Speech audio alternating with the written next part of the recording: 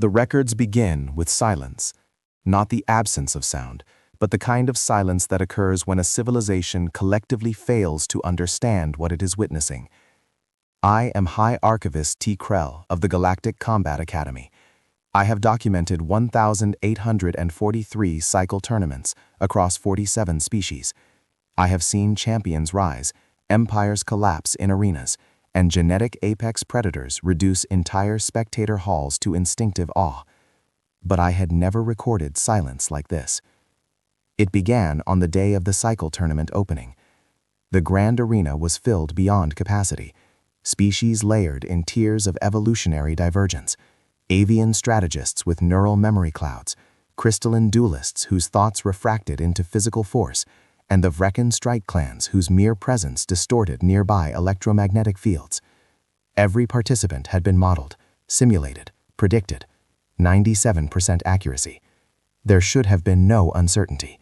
And yet, uncertainty arrived anyway. He entered through Gate 12. No herald, no ceremonial designation, no adaptive enhancements shimmering across his biology. Just a human. The system struggled to classify him. The designation flickered repeatedly across observation screens. Species, unknown, error, reclassifying. Then finally, human, Earth origin, unregistered combat lineage. A baseline organism. No neural combat lattice, no exomuscular reinforcement, no psionic field resonance, no documented survivability advantage in interspecies conflict indexing. In academic terms, he should not have been here at all. I observed the reaction across the stands. At first, amusement, predictable, almost ritualistic. The galaxy enjoys brief comedy before scheduled violence. A fragile biped entering a war designed for optimized killers. Several species emitted tonal laughter patterns. The human did not react. He simply looked around, not nervously, not cautiously, but with a stillness that felt incorrect, as if he was not evaluating the arena, but the arena was being evaluated by him. My predictive subroutines flagged the moment as statistically irrelevant. I manually overrode them. That was my first mistake. The human's gaze moved slowly across the tiers of spectators, across the floating combat drones, across the probability lattice projected above the arena floor. And then it paused, exactly at the central observation core, as if he could see the architecture of analysis itself. I recorded a note in the archive. Subject demonstrates anomalous environmental awareness beyond baseline cognitive expectation. The gate sealed. A tone echoed through the arena. Deep, synthetic, absolute, combatant unknown. That should have been the end of it. A procedural elimination. A formality. Instead, something unanticipated occurred. The human bowed. Not toward the judges, not toward the crowd, not toward the combat drones circling overhead like patient gods of probability. He bowed toward the arena itself. A gesture of acknowledgement, or respect. Or something far more unsettling that I could not classify. For the first time in my recorded career, the grand arena did not feel like a controlled environment. It felt like a place being entered, not by a contestant, but by an event. The laughter in the stands began to fade, not abruptly, but unevenly, like a system losing synchronization. Predicted combat outcomes flickered across my interface, then destabilized. One drone recalibrated its targeting matrix 3 times in under a second. Another failed entirely and entered standby mode. I felt something I had not felt in cycles. Not fear, not yet, but misalignment. The human straightened from his bow. His posture did not resemble readiness, it resembled certainty. And in that moment, I understood something I wish I had not understood. We had prepared the tournament for every known form of violence, but we had not prepared it for intention without predictability. The system initiated baseline combat protocols. The first match assignment began to generate. The arena light shifted, and somewhere deep in the predictive core, an error silently propagated. Warning, subject outside model boundaries. The human exhaled once, slow, controlled, as if the beginning of everything had already been accepted. And I realized, too late, that the cycle tournament had not begun with his arrival. It had begun with his decision to step forward, and nothing in our archives had ever recorded what happened next when something unclassifiable decided to participate. The gates behind him sealed permanently, not locking him in, but locking everything else with him inside. And the first match was about to begin. The moment the first combat protocol activated, I understood the tournament had transitioned from ceremony into measurement. Baseline evaluation phase, a stage designed to purge uncertainty. Every civilization understands this principle. Before competition can be meaningful, anomalies must be removed. But the human was the anomaly. The arena floor shifted beneath him, recalibrating into a neutral combat grid. Light patterns stabilized into hexagonal prediction markers. Above, adaptive drones unfolded like mechanical insects awakening from long sleep cycles. They began scanning immediately. Not just motion, but intention. Every fighter in the cycle tournament is reduced to a predictive signature during combat. Reflex speed, muscular contraction latency, neural response delay. Everything becomes data. Everything becomes forecastable outcome. Except him. The human stood alone in the center grid as the system selected his opponent. I reviewed the assignment as it finalized. Designation: Vrecken Strike Specialist, Class 9 Hunter Line. The arena shifted, and then it entered. The Vrecken did not walk. It unfolded into motion.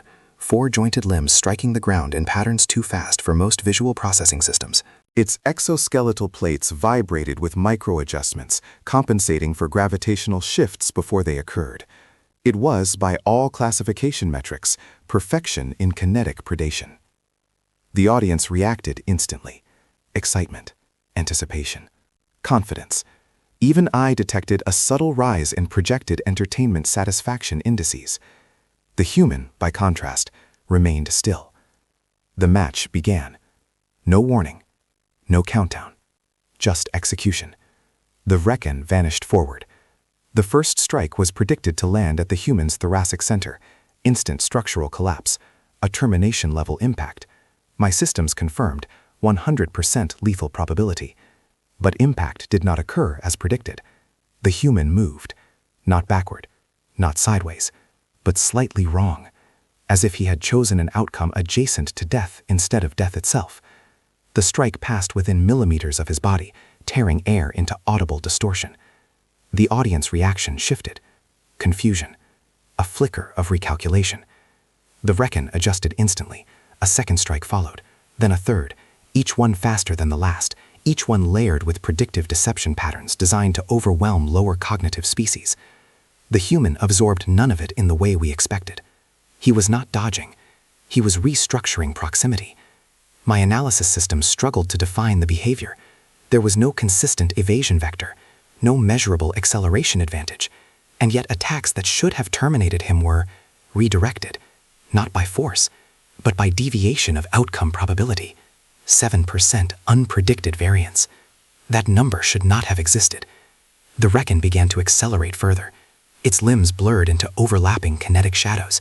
The arena floor fractured under pressure displacement. Even the observation drone struggled to maintain stable tracking locks. The human staggered once. A clean impact landed against his side. The crowd reacted immediately. Approval, anticipation of conclusion. But something unexpected occurred.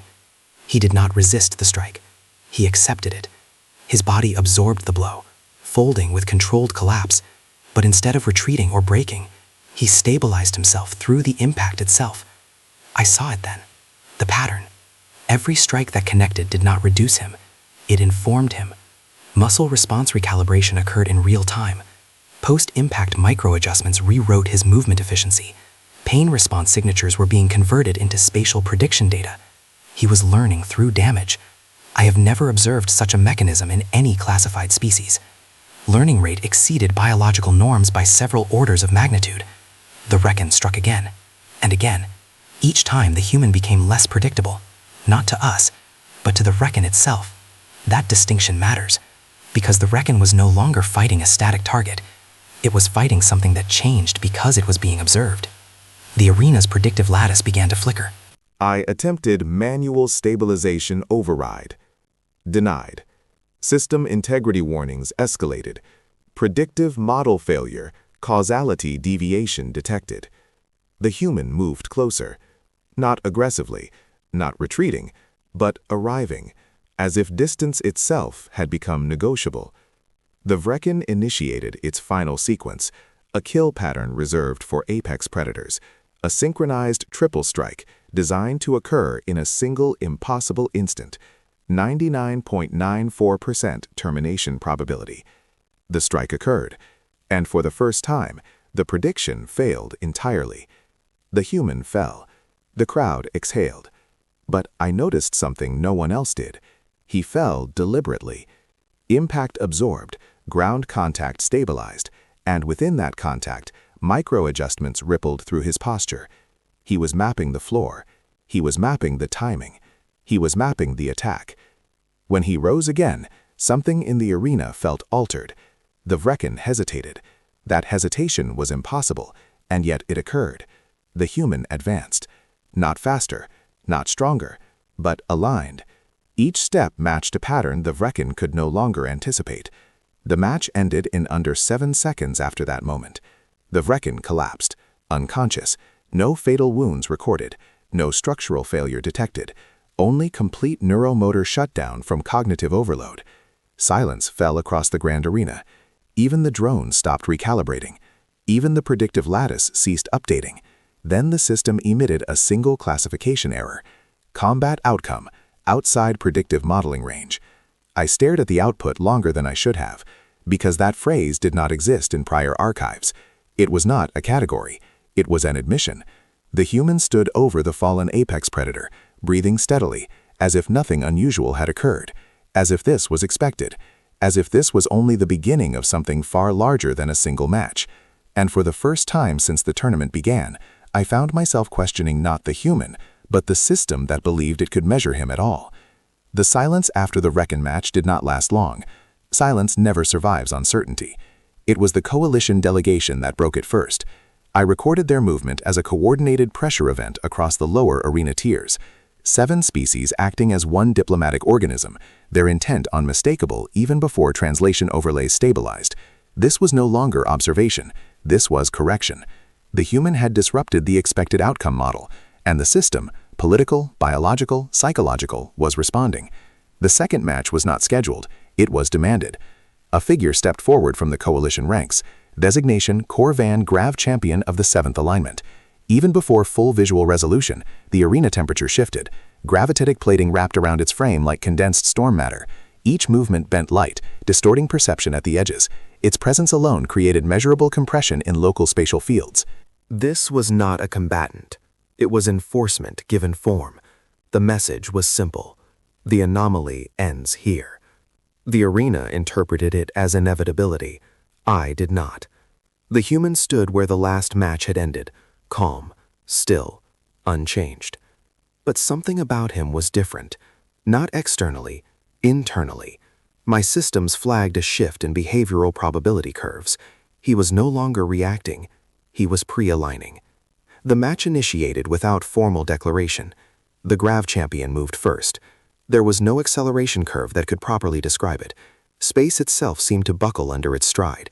Each step was a localized gravity collapse, each motion a recalibration of physics around intention.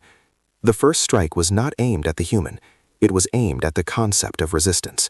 The impact detonated across the arena floor, fracturing containment fields and forcing spectator shielding into emergency reinforcement mode. Shockwaves rippled upward, causing entire viewing tiers to tremor. The human should have been erased.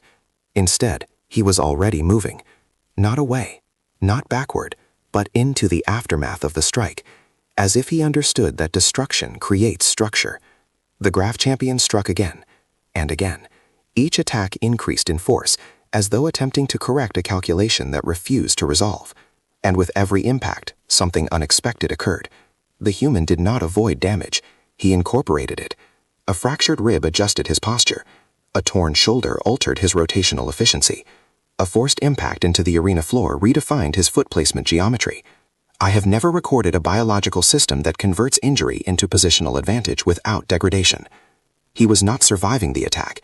He was redefining himself through it. The crowd began to shift. At first it was subtle. A reduction in vocal output. A suppression of anticipatory energy signatures. Then hesitation. Then silence again, but not the same silence as before. This silence carried weight. Understanding. The Grav Champion initiated a full-force gravitated collapse field. The arena floor cracked inward as if reality itself were folding into a singular point. Energy shields screamed under strain, fracturing into cascading light patterns. Even I registered system instability warnings. Localized physics model unsustainable. The human stood within it. For the first time, he staggered. The crowd reacted instantly. Hope, relief, certainty of termination. But I observed something they did not. He did not fall because he was overwhelmed. He fell because he allowed trajectory to complete itself. He studied impact as it happened, absorbed it, mapped it, and rose again. Something changed in the Grav Champion at that moment. Not physically, cognitively. Its movement hesitation was imperceptible at first, a delay between intent and execution so small it should not have been detectable. But I detected it. Then it happened again. A micro-failure in commitment. The first doubt entered the system. For a being engineered to eliminate hesitation entirely, this was impossible. And yet, there it was. The Grav champion struck, but not with full certainty. The human responded instantly, not faster in motion, faster in inevitability, as if he had already experienced the strike before it occurred and simply chose the correct ending point of reality. The impact sequence failed to complete as designed. The champion recoiled, not from physical damage, from disrupted certainty. The arena grew colder, not in temperature, in expectation. I recorded a new classification event. Cognitive instability detected in apex combat entity. The Grav champion attempted to reassert dominance. Its gravitic field surged, collapsing spatial vectors around the human in layered pulses. But the human was no longer where prediction placed him. He was where prediction failed to resolve him. Each movement became less like reaction and more like conclusion. And then, it happened. The Grav champion hesitated mid-execution. A fraction of a second, but enough. In recorded interspecies combat doctrine, hesitation is indistinguishable from defeat when facing adaptive opponents. The human moved into that hesitation like it was a doorway. No dramatic strike, no visible finishing blow sequence, just contact and collapse. The Grav champion did not fall physically first, it fell cognitively. Its combat posture dissolved, its gravitic field destabilized, and then it knelt, not from force, from uncertainty. The arena erupted into chaotic recalculation. No species had ever witnessed an apex combat entity lose coherence mid-engagement without systemic failure or external override, and yet here it was.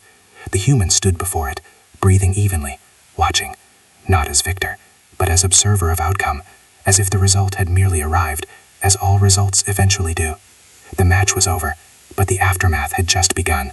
The Grav champion did not stand again, and across the arena, something far more dangerous than fear began to spread. Recognition, because fear implies distance, but recognition implies understanding. And the crowd, for the first time, understood something fundamental. They were no longer watching a fight. They were watching what happened when a system met something that refused to remain inside it. The moment the Grav champion fell, the tournament stopped behaving like a tournament. I did not record the exact instant it transitioned, because transitions of that magnitude do not announce themselves. They propagate, first through systems, then through minds, then through reality itself. I am High Archivist Tigreal, and I have witnessed engineered wars between stars. I have documented extinction events framed as exhibitions. I have seen arenas become graveyards, and graveyards become data archives. But I had never seen a system begin to panic. It started with intervention protocols, not in the human, but in us. The tournament administrators initiated full-scale stabilization procedures. Energy dampeners increased across all tiers. Gravitational constraints tightened. Combat boundaries were redefined mid-cycle, rewriting the arena's physics layer in real time. Safety parameters, once considered absolute, were overwritten like temporary suggestions. The arena itself began to hum with structural resistance, as if the environment was being forced to obey rules it no longer trusted. And still, the human remained inside it, unchanged. The next combat cycle was initiated immediately. No rest interval, no recovery window. This was no longer competition. This was containment through escalation. His new opponent entered in silence. Then another. Then another. Each one stronger than the last. Each one more refined, more optimized, more certain. And yet each one failed in the same increasingly incomprehensible manner. The human did not accelerate his dominance. He simply remained consistent. And consistency, under changing conditions, becomes something far more dangerous than power. It becomes inevitability. At first, I assumed adaptation was occurring within him, but I was wrong. Adaptation was occurring around him. Something had shifted in his behavior profile. He was no longer engaging individuals. He was engaging structures. I noticed it during the fourth match of the cycle. He looked upward, not at his opponent, not at the arena floor, but at the observation drones circling overhead like artificial constellations of surveillance. Then at the predictive lattice projected above the arena, an invisible web of probability, constantly updating, constantly attempting to define him. It was the first time I understood what he was truly doing. He was not fighting combatants. He was fighting interpretation. The next opponent charged, a kinetic species enhanced with reactive shielding and adaptive aggression matrices. The strike sequence began. The human staggered deliberately, a calculated fall. Not weakness, but signal distortion. I flagged the anomaly immediately. His collapse did not align with damage output. It aligned with system observation timing. He was introducing noise into the prediction stream, not to survive the attack, but to corrupt the expectation of it. 0.7 seconds. That hesitation was catastrophic. The human rose during it, and the match ended. Not dramatically, not violently, but conclusively. The system attempted recalibration, failed, then attempted again, failed again. The arena AI began emitting low-level correction cycles, trying to stabilize predictive certainty. But certainty was no longer available. I recorded the statement verbatim, because it represented the first moment in tournament history where control was no longer unidirectional. It implied reciprocity, and reciprocity in systems of dominance is indistinguishable from collapse. The human advanced to the next match without pause, but something had changed in his motion. Not speed. Not strength. Awareness. Each movement carried an additional layer of intent, not toward opponents, but toward observers, toward the system watching him. The surveillance drones adjusted formation patterns. The predictive grid attempted reconfiguration. The arena lighting itself began to shift, as if trying to reduce informational clarity. And still, he saw through it. I am certain of that now. He was no longer reacting to combat. He was reacting to being calculated. During the sixth match cycle, I observed him pause mid-engagement. He was struck, cleanly, fully, decisively. The arena registered potential termination, but instead of falling unpredictably, he fell in a controlled vector, precisely into a blind spot in the predictive model's observational coverage. The system registered confusion, then instability, then correction failure. Because in that moment, the model could not reconcile whether the fall was consequence or intention. And that uncertainty poisoned the entire predictive chain. The opponent attempted to exploit the moment, but hesitation had already spread. Not emotional, structural. The human rose. The match ended. And for the first time, he did not look at his opponent afterward. He looked up, directly, at the central observation core, at me, or at what I represented. For a fraction of a second, the entire arena felt exposed, not physically, but conceptually, as if something had briefly acknowledged the act of being observed and found it insufficient. The human did not gesture, did not signal, did not challenge. He simply held that gaze long enough for the system to register the exchange, then turned away and continued forward. But I did not, because I understood something that changed the nature of the tournament entirely. He was no longer a participant inside our system. He was a variable interacting with its architecture. And worse, he was learning how we learned. Each match was no longer a test of survival. It was a test of interpretation integrity, and we were failing faster than we could update. The arena continued to tighten its constraints. But constraints only matter when the subject remains inside their assumptions. And I began to suspect with growing certainty that the human no longer belonged to any assumption we had ever constructed. The game had not escalated. It had been abandoned. We just hadn't realized it yet. By the time the seventh combat cycle was initiated, the tournament was no longer stable enough to be called a system. It was becoming a question. And questions, when left unanswered long enough, begin to fracture the intelligence that asked them. I am High Archivist T-Krell, and I was trained to distinguish between external interference and internal failure states. By all classifications, What we were witnessing should have been sabotage. That was the first hypothesis. The second was heresy. Rumors spread through the tournament infrastructure faster than signal correction protocols could suppress them. Whispers in maintenance corridors, encrypted bursts between observation tiers, unverified claims of external faction interference. Some insisted the human was enhanced illegally, bioengineered beyond registered baseline constraints. Others argued data streams had been tampered with, that someone, somewhere, was rewriting probability outcomes mid-combat. But I initiated a full diagnostic sweep across the central prediction lattice. There was no breach, no intrusion signatures, no external manipulation vectors, only one consistent pattern: escalation. Not random, not chaotic, directed. Each match the human entered did not simply become harder, it became less predictable in a way that correlated directly with system attempts to control predictability itself. It was as if the tournament was reacting to him, not as an opponent, but as an immune response. The idea was unacceptable to most administrators. None of them held under audit pressure. Then the 8th combat cycle arrived, and the tournament broke in a way no simulation had prepared us for. The opponent refused to enter. At first, we assumed procedural delay, then calibration error, then psychological malfunction within the combatant species' pre-match conditioning. But the truth was simpler, and far more devastating. The entity designated as the next combatant, an Apet species with a 9,000 cycle record of uninterrupted arena participation, did not step forward. It remained in staging, motionless, silent. Then it withdrew. Not hesitantly, not strategically, but definitively. The entire species delegation initiated emergency recall protocols. I observed it happen in real time. A civilization that had never once recorded fear in its combat archives simply removed itself from the equation. No engagement, no explanation, only absence. The tournament interpreted this as system malfunction, automatically, predictably, incorrectly.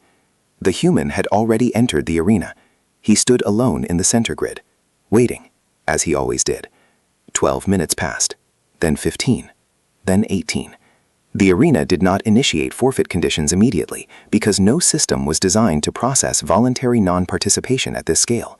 It attempted recalibration, then substitution protocols, then recursive rematching. All failed. The human did not move, did not speak, did not react. He simply waited, as if the absence itself was part of the match.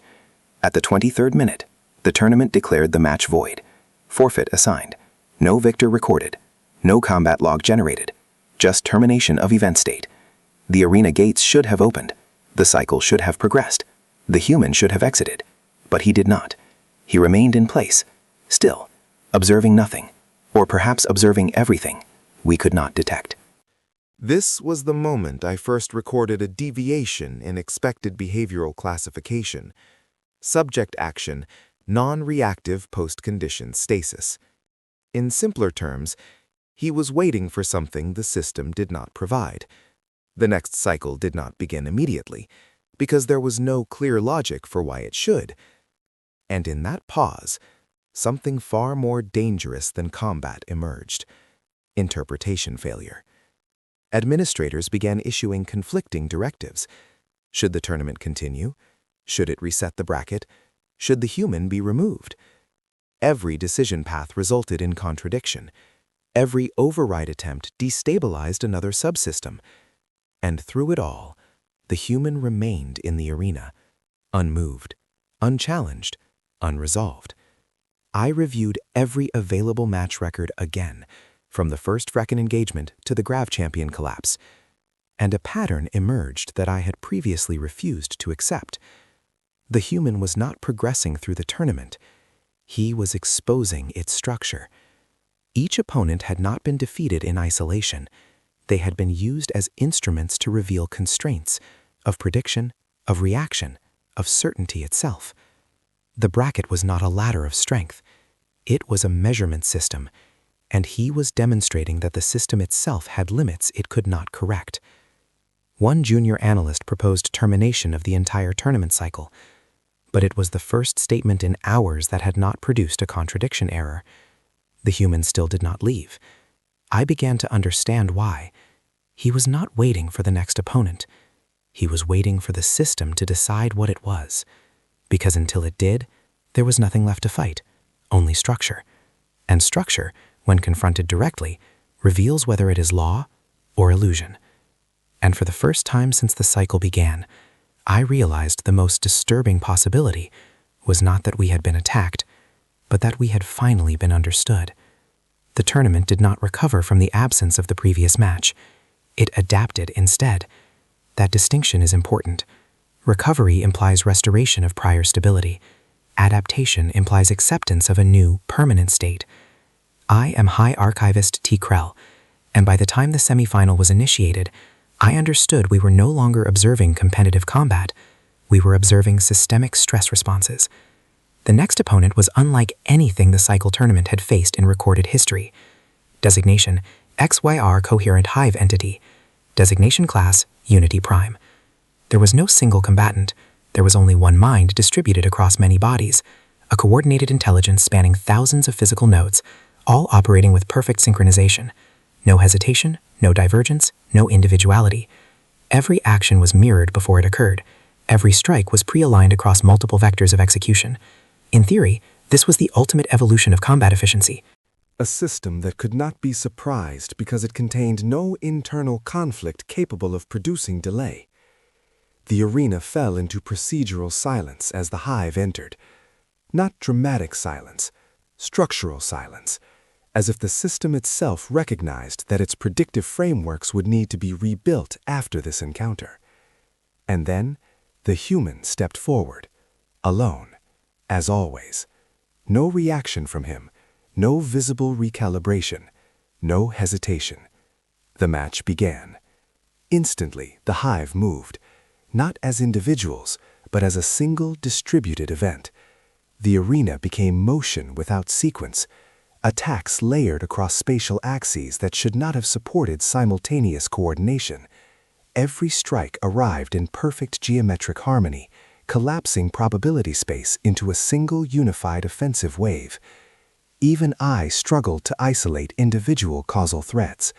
There were none, only convergence. The human was engulfed. For a moment, even predictive systems failed to maintain tracking continuity. And then something unexpected occurred. The human did not attempt to match the hive synchronization. He disrupted it, but not in any way our models had predicted. He did not attack nodes. He did not disrupt communication pathways. He did not introduce physical interference. Instead, he altered something far more fundamental: timing. At first, it was imperceptible, a fractional delay in his movement that did not correspond to damage or evasion, then an acceleration that did not correspond to opportunity, then a pause that existed outside of causal necessity. I attempted to model it. All outputs failed, because what he was changing was not action, it was expectation of action timing. The hive struck again, perfect synchronization, perfect unity, perfect inevitability. And still, the human was not where the strike resolved, not because he moved away, but because the moment of resolution no longer aligned with the moment of execution. For the first time in recorded tournament history, a system built on perfect simultaneity experienced delay, not physical, cognitive. The hive hesitated. That hesitation was catastrophic, because within a hive mind, hesitation is not isolated, it propagates. I observed it begin as a single discontinuity, one node registering conflict between expected outcome and observed outcome, then another, then another. Then suddenly, the entire distributed intelligence began to fracture internally, not physically, not structurally, but semantically. The hive was experiencing contradiction within its own unified thought stream, a condition that should have been impossible. I recorded the phenomenon as cognitive dissonance, distributed unity failure state. The hive attempted immediate correction.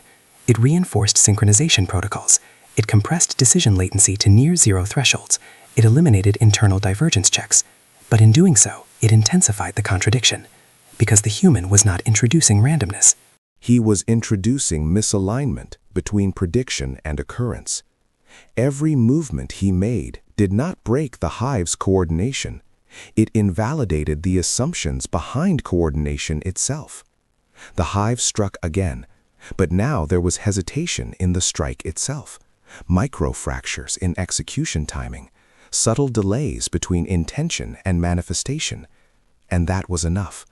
The unity began to collapse, not as destruction, but as separation. Segments of the hive began disconnecting from collective synchronization to preserve internal stability, a survival response. But in a hive mind, disconnection is equivalent to cognitive exile. Each severed segment became an independent decision unit again, and independence, once lost, cannot immediately restore unity under paradox conditions. The arena filled with cascading fragmentation events, bodies moving out of sync, thought streams diverging, shared intent dissolving into isolated uncertainty. The human did not pursue. He did not attack. He did not accelerate destruction. He simply moved through the collapse, as if guiding it, as if every action he took was not aimed at defeating the hive, but at unthreading it, carefully, precisely, like dismantling a structure by removing only the points that define coherence. I struggled to classify it, because there was no violence in it, only structural unraveling. The hive attempted one final collective reformation. It failed, because there was no longer a unified it to reform, only fragments attempting to remember being whole, and memory, under contradiction, becomes unreliable. The collapse completed itself without a finishing blow. The hive withdrew, entirely, from the tournament, from participation, from observation range, a full species-level exit event. No precedent existed for such a withdrawal during semi-final progression. The Arena AI issued a system-wide alert, structural integrity of competitive model, failing. The message repeated 3 times before suppression protocols activated. But suppression did not stabilize anything. It only confirmed what was already happening. The tournament was no longer a framework for combat. It was a framework being tested by something it could not resolve. And for the first time, I understood a truth that redefined everything I had recorded. We were not hosting fights anymore. We were hosting exposure events. Every match revealed not who was strongest, but what could not remain stable when confronted by him. There are moments in every recorded civilization where systems stop producing predictions and begin producing silence instead. This was one of them. I am High Archivist T. Krell, and I record this final entry with the understanding that what follows may no longer qualify as combat documentation. It may be closer to myth formation. The final match was not announced through standard protocols. There was no ceremonial declaration, no projection of combatants, no predictive lattice overlay. Because by the time the semifinal collapse had concluded, there was nothing left in the system that believed prediction was still meaningful. The arena simply waited, and every species within it understood what that meant. The final opponent did not need to be named. Its existence was already consensus. Designation: Tournament Champion Entity. Design Class: Apex Continuity Frame. But even that classification felt inadequate. It was not a combatant. It was a culmination. Engineered across centuries of selective integration, the champion contained synthesized traits from dozens of civilizations, reflex architectures from the Vrecken, cognitive stability matrices derived from hive convergence models, gravitic manipulation systems refined beyond natural evolutionary thresholds. It was designed for one purpose: to ensure that no anomaly could ever become uncontainable, to ensure that the galaxy always had a final answer. The arena lights dimmed automatically, not for dramatic effect, but because energy systems were reducing output in response to uncertainty load. Even the infrastructure was beginning to conserve itself. The champion entered. And for the first time in the entire tournament cycle, the arena did not react. No cheers, no anticipatory fluctuation, no statistical modeling bursts. Only silence. Not empty silence, collapsed silence, as if every system had reached the same conclusion simultaneously and decided not to express it. Then the human stepped forward. No hesitation, no adjustment, no acknowledgement of the weight of the moment. He simply walked into the center of the arena as if arriving at a point he had already agreed upon long before arrival. The champion moved first. There was no acceleration curve that could describe it. It was not speed, it was dominance of spatial agreement. The strike landed, and the arena fractured. Not metaphorically. Containment fields failed across 3 observational layers. Structural supports redistributed stress automatically, 4 seconds before emergency correction protocols re-engaged. The impact was absolute. The human was thrown farther than any recorded subject in tournament history, across measured distance, across predictive boundaries, across expectation itself. And yet, he stood. There was no dramatic recovery animation, no heroic surge, no visible adaptation spike. He simply returned to vertical alignment, as if falling had been a temporary decision rather than a conclusion. I recorded my first true cognitive failure at this moment, because the data no longer aligned with interpretation. The human was not improving, not evolving, not adapting in any measurable biological sense. He was persisting across incompatible states. The champion struck again, and again. Each impact refined its approach. Each attack eliminated inefficiencies. Each movement compressed probability towards certainty. And still, certainty did not arrive. Instead, something else emerged. Uncertainty within the champion itself. The champion slowed, not physically, but conceptually.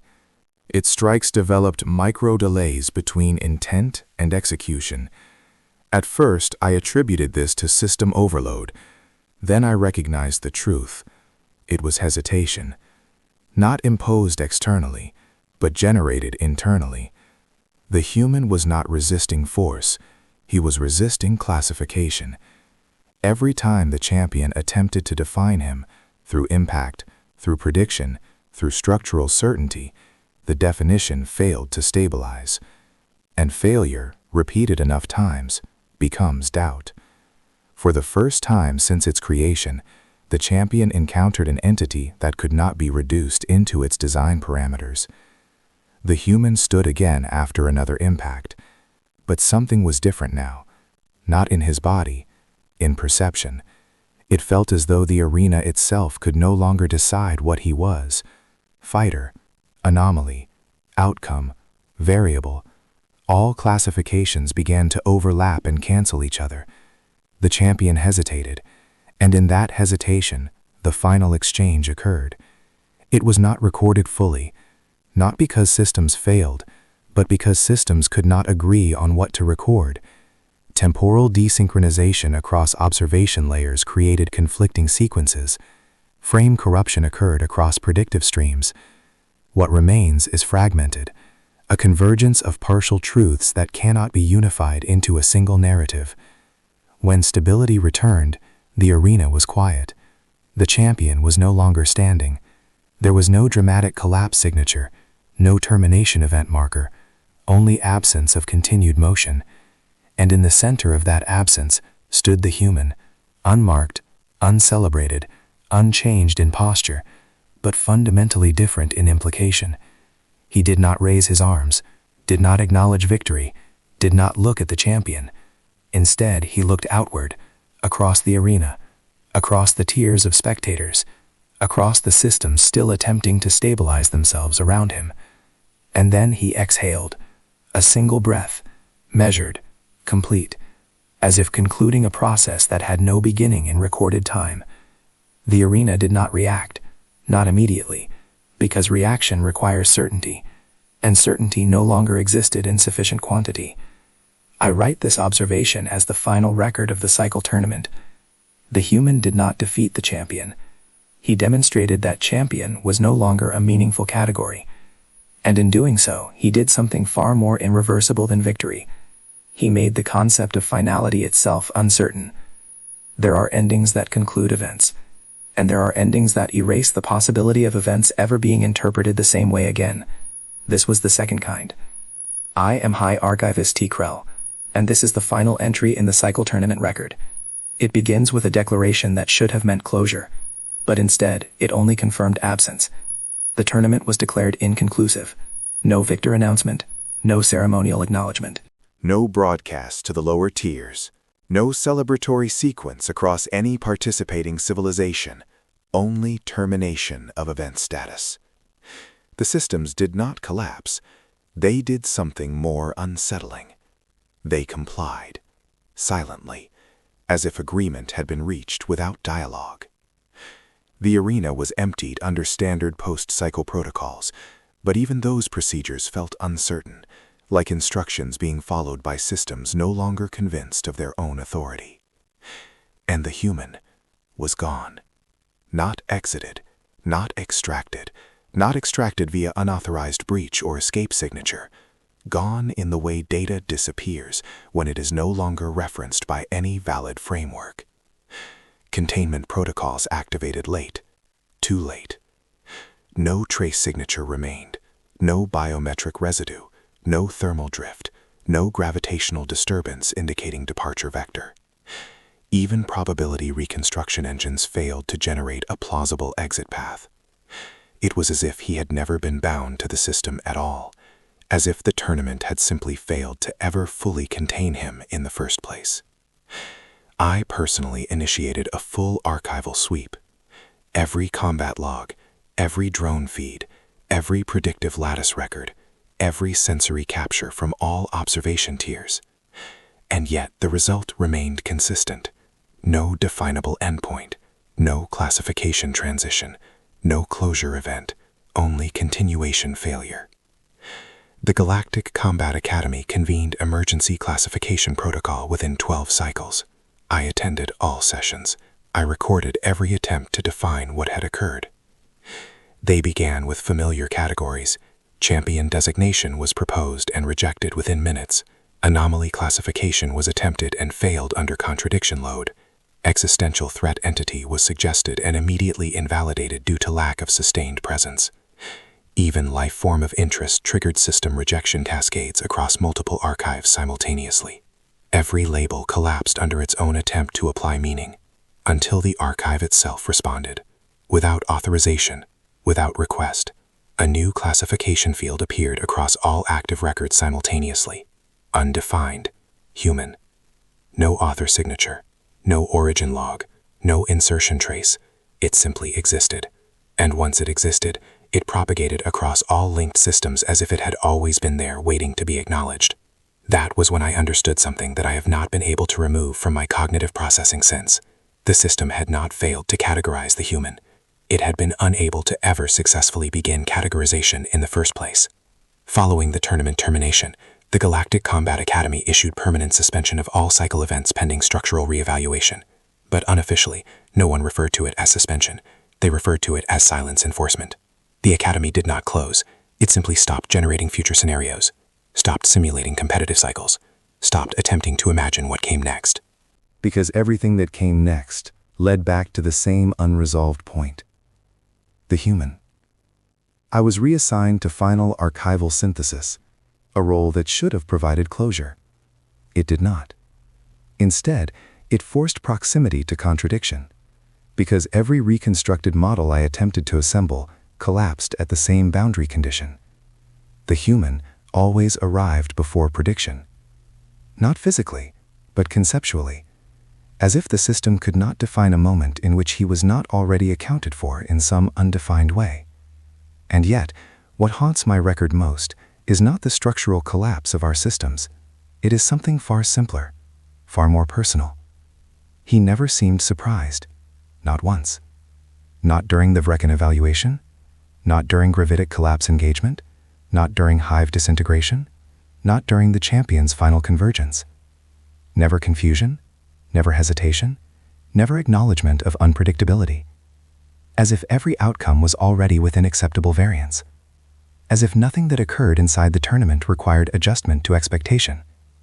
As if he had not been reacting to us, but confirming something he already knew. I have attempted to model that interpretation. It produces no stable results.